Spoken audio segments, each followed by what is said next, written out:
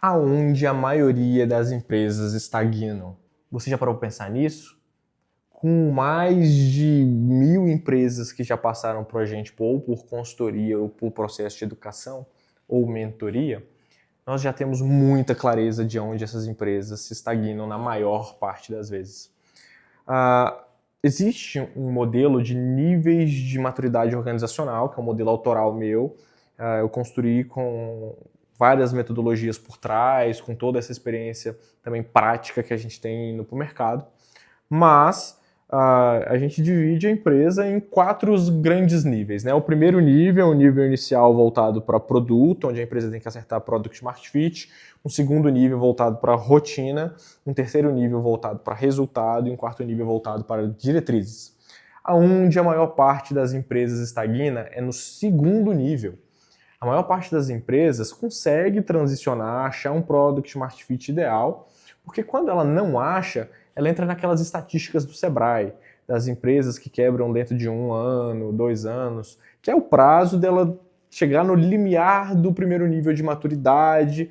Ela consegue, às vezes, até se segurar ali com algumas vendas mais forçadas, manter um fluxo de caixa mínimo, mas como a coisa não escala, ela não acertou o Product Market Fit, ela quebra nesse prazo de 1, 2 anos. É a maior taxa de mortalidade.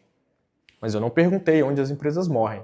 A maior parte das empresas morre. Eu perguntei onde a maior parte das empresas estagnam. E estagnar, geralmente, é no segundo nível de maturidade.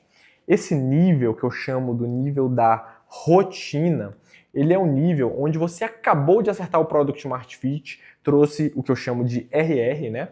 Repetitibilidade e reprodutibilidade para o seu produto, e aí você rompe com aquela cultura da execução do fundador. Ele entende que ele não pode estar executando mais ali no dia a dia, e ele entende que para ele ter a próxima fase de crescimento, ele tem que tirar a mão e a empresa poder crescer com outras pessoas executando.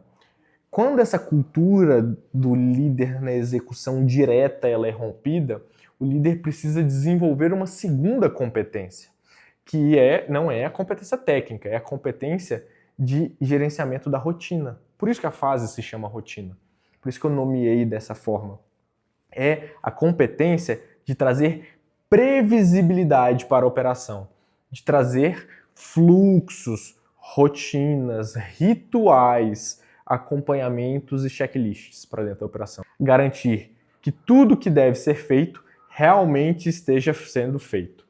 Nessa fase, você rompeu com aquela cultura da execução e você começa a implementar essa nova cultura. Ela ainda não está enraizada, de realmente criar esses rituais e tudo mais.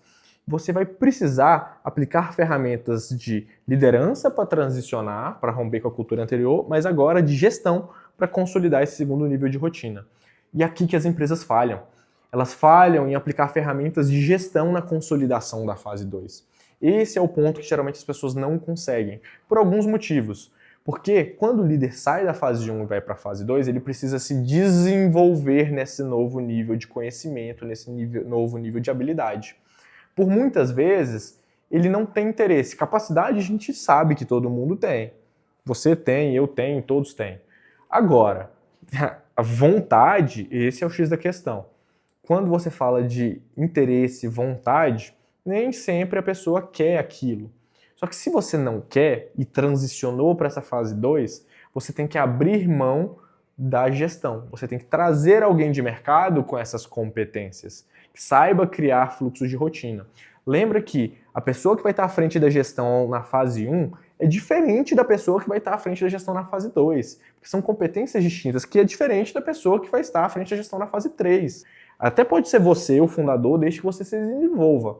Mas por muitas vezes a empresa cresce num ritmo tão acelerado, quando você realmente acerta aquele Product Market Fit na mosca, ela tem alta taxa de crescimento. E nós, como seres humanos, não por incapacidade, mas realmente por limite cognitivo, coisas que você consegue aprender por dia, você não vai conseguir crescer 300% no ano, hein? É humanamente impossível. Então você entra no limitante do quanto de aprendizado você consegue ter dentro de um ano. E aí você vai precisar trazer pessoas de fora, justamente porque o crescimento está mais acelerado do que a capacidade de desenvolvimento sua ou de qualquer pessoa dentro do negócio. Nesse momento entra a humildade. A gente precisa ter certeza e clareza e lucidez no que a gente faz bem, no que a gente ainda não faz bem, pode até vir a fazer, mas vai demorar muito mais tempo do que eu tenho, né? Lembra dos recursos. Gestão é entregar resultados acima da média com recursos limitados. Eu tenho um limitante de tempo nesse caso. E aí eu preciso trazer outra pessoa.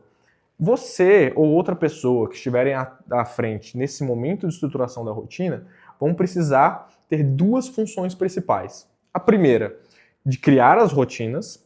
2, de acompanhar e auditar as rotinas. 3, de treinar. Na verdade, treinar até antes de auditar, né? Criar, treinar e auditar as rotinas. Só que ao mesmo tempo, você ainda é um gestor de nível operacional. Porque existem 4 níveis de gestão, né? O gestor operacional, o gestor de supervisão, o gestor a nível gerencial e o gestor a nível de diretoria. Os 2 primeiros, eles atuam muito mais no nível operacional. Todo mundo tem nível operacional e nível gerencial dentro das suas atribuições. Só que conforme você vai avançando a jornada, um gestor operacional que antes era 90% operação e 10% gestão, ele vai virar 70% operação e 30% gestão nesse segundo nível, que é muito operacional ainda. Isso significa que você vai estar no dia a dia ainda acompanhando, cobrando. E o dia que você parar de cobrar, as coisas ainda desmoronam. Então elas vão se perdendo ao longo do tempo, porque o ser humano é assim. Lei da entropia, menor esforço. Tudo tende ao caos. Se você para de cobrar, a pessoa para de cumprir o procedimento, não tem ninguém olhando, não tem ninguém cobrando, daqui a pouco o procedimento não existe mais. Então você ainda tem esse papel operacional de cobrar, de estar lá no dia a dia, de ver se foi feito, de ver se foi bem feito. E com isso, você também fica com a tarefa de apagar os incêndios. Você não pode delegar essa tarefa ainda no segundo nível de maturidade. Por quê? Você vai delegar para quem? Para o cara do operacional que ficou no seu lugar quando você subiu o seu nível de gestão operacional para gestão de rotina, aquele cara está tocando a operação. Se você põe ele para apagar os incêndios e ele para trocar a lâmpada que queimou, para buscar um estoque que faltou de última hora no fornecedor, ou qualquer outro motivo que seja, quem que vai fazer a entrega para o cliente? Você vai ter um buraco na execução aí no meio. E você não pode deixar isso acontecer. Por isso, ainda nesse momento, você precisa estar à frente dos problemas. Você ainda é um bombeiro dentro da sua operação. O que não pode permanecer para as etapas seguintes de maturidade. Mas a gente entende que nesse estágio está tudo bem ser isso. Assim como está tudo bem um adolescente, às vezes, ficar rebelde. A gente sabe que isso é típico no nível de adolescente. Ele vai ser rebelde. Por que na empresa, quando acontece isso, a gente se assusta? Isso já aconteceu milhões de vezes com outras empresas, é previsível. A gente sabe que isso tem que acontecer nessa fase. Dito isso, você ainda está no nível de gestão um pouco mais operacional, já no segundo nível, mas ainda com mais funções operacionais do que gerenciais. Você precisa formar o seu sucessor. Porque tem gente que transiciona para o nível de rotina, segundo o nível de maturidade, mas não forma o gestor operacional que vai ficar no seu lugar. É como se você virasse o supervisor do restaurante, mas não deixasse o líder da cozinha. O cara que está lá na cozinha ainda precisa estar gerenciando. Você já cortou a operação? Você já cortou? Olha, o macarrão já está mais de X minutos no fogo, vai ficar mole demais. Olha, você precisa agora cortar os legumes, que senão não vai preparar. Opa, garçom, tem que levar lá agora, senão a comida vai esfriar. Esse é o gestor operacional. É quem você tem que formar para ficar no seu lugar e garantir o RR. Reprodutibilidade e repetitibilidade da entrega do teu produto ou serviço. Você indo para um segundo nível de gestão, ainda operacional, que eu chamo de gestão de rotina ou supervisão, é responsável de garantir que as rotinas funcionem. Você não está mais olhando o tempo que o macarrão está dentro da panela, mas você está vendo se o estoque foi comprado para o dia seguinte, se o fechamento de caixa foi feito e batido com saldo bancário certinho, se a limpeza do salão do seu restaurante foi limpo de forma satisfatória. São rotinas que devem acontecer. Se o pessoal do RH realmente seguiu o fluxo de recrutamento e seleção, se a rotina do seu time comercial realmente está sendo seguida, ele está, de fato, cumprindo o speech, né? Ele está seguindo o fluxograma ali do seu funil de vendas. Porque se ninguém estiver seguindo a rotina, você não tem previsibilidade de resultados, que é o grande X da questão nesse segundo nível. E a incapacidade das pessoas de criar essa previsibilidade é o que mais estagna empresas. As empresas não conseguem passar desse segundo nível, geralmente por falta de disciplina. Esse segundo nível, ele é cansativo. Você, ao mesmo tempo em que você está criando todas as rotinas da sua empresa, você está treinando, isso tem turnover, então você está treinando o cara que sai, chega outro, você treina de novo, é um ciclo infinito. A gente sabe que ainda mais no Brasil, funções mais operacionais estão nesse momento e eu acho que vão continuar por um bom tempo com turnover alto. Então a gente vai ter que cada vez mais treinar e ter procedimentos e rotinas bem definidas.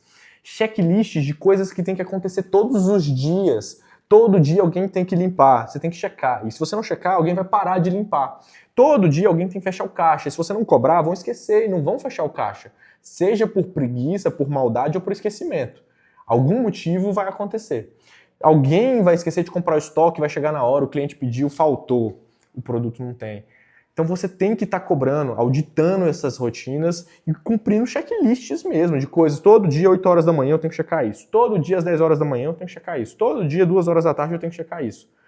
Você, nesse momento, se sair da operação por 1, 2 dias, a operação não morre. Na operação, ela morria.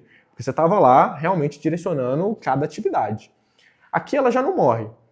Agora, se você ficar fora 1 mês, as rotinas param de ser feitas. Então, ela começa a morrer lentamente. E aí o caos vai se instaurando, o caos não o caos criativo, o caos destrutivo, um caos excessivo. Então a gente tem que implementar. Só que se você não consegue implementar esse segundo nível de rotina, a empresa fica um caos. Se você implementa demais esse nível de rotina, enraiza muito e demora a ir para o próximo nível, a empresa engessa demais. É nessa segunda fase onde a valsa que a gente dança dentro da transformação dos níveis de maturidade de uma empresa, ela, em vez de dar 2 passinhos para cá e 2 passinhos para lá, ela dá 3 e acaba indo muito para o nível do caos, porque a pessoa é negligente, não tem disciplina, ou ela dá 3 para o outro lado e vai demais para o nível do controle, porque a pessoa fica muito rígida, com controles muito rígidos. Surge uma crise nesse momento, a crise da delegação. O seu time quer evoluir, mas está tão rígida a sua operação que você não consegue dar vazão para esses talentos, para essas ideias que vão surgindo. E aí, nesse momento, grandes talentos que poderiam estar te ajudando a crescer a empresa ainda mais, inovando e trazendo novas soluções, acabam saindo da sua operação. Então, por isso que empresas geralmente estagnam nessa segunda fase, pelos extremos. Aqui é a fase que a gente está mais suscetível para os extremos. Então, não deixe isso acontecer com o seu negócio. Seja proativo, já sabendo que isso vai acontecer, não negligencie a disciplina para ir para o caos, nem crie controles excessivos e deixe de fazer a transição para o terceiro nível, porque senão você vai ter uma perda de talentos. Qual o sinal, Lucas, que eu sei quando isso está acontecendo? Quando as pessoas começam a ficar apáticas. O contrário de amor não é ódio. O contrário de amor é apatia. Quando uma pessoa para de reclamar com você, é porque ela já não acha mais que tem solução. Enquanto ela está brigando com você, é porque ela acha que dá para mudar. Quando ela para de falar e agora sempre foi assim, vai ser assim, é porque ela desistiu. E é nesse momento que você perde seus talentos. É nesse momento que a banalidade se instaura no seu negócio. Porque se quem é crítico, talento, sai da sua organização, sobram os banais. E os banais vão fazer a sua empresa estagnar. Os banais são medíocres, eles não são ruins, mas eles vão te deixar no nível ok eternamente. Esse é a grande cilada da segunda fase, você ficar preso ali. Enquanto a cilada da fase 1 era crescer sem ter clareza do Product Smart Fit, sem realmente ter acertado, e aí você escala um negócio que na verdade não é sustentável e acaba quebrando, a cilada da segunda fase é essa cilada da delegação, essa cilada do enrijecimento ou do caos. E se você está curtindo esses conteúdos, se eles estão agregando para você de alguma forma, não esquece de seguir o canal, de se inscrever e compartilhar. Porque se você foi ajudado de alguma forma por esse conteúdo, outras pessoas também podem estar precisando e podem ser transformacional para elas. Então compartilhe com quem você acha que pode aproveitar e vamos juntos nessa jornada.